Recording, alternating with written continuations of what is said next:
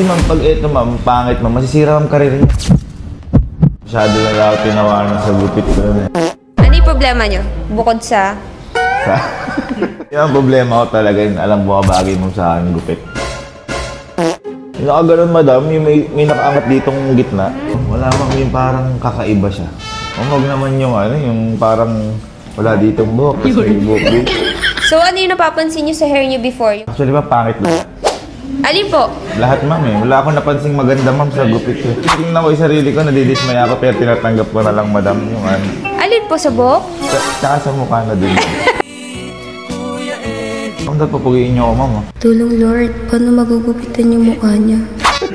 Ang goal natin, siguro ito din napapansin. Lumilipad na naman ang isip ko. Wala ma'am akong pakialam doon madam. Sa'yo. Hindi ko alam yan ma'am. O yun, ang ganda ma'am. Wait lang. Wala pa ba? Sorry. Sa nagiging haircut nyo, like wash and wear. So gagawin ko, yung syempre, yung wash and wear, at the same time, may option din kayo na i-brush up siya. Yeah, watch me whip. So ready na ba pumogi yung buhok nyo? Yan ma'am. Ma'am, sama yung mukha ma'am. Ay, sige. Sir, ready na ba kayo pumogi? Ma'am, parang na ano ka eh. Parang na, huwag mo tal. Parang nag-alinlangan ka ma'am. Ready na! Tagal mo ma'am eh. Sige na nga!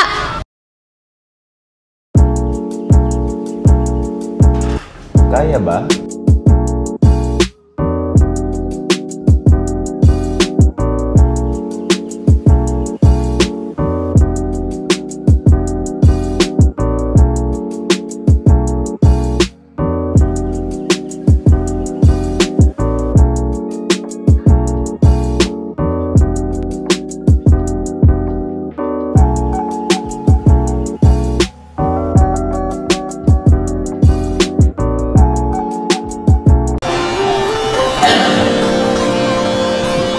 Sir Gavin, ano masasabi niyo, Sir?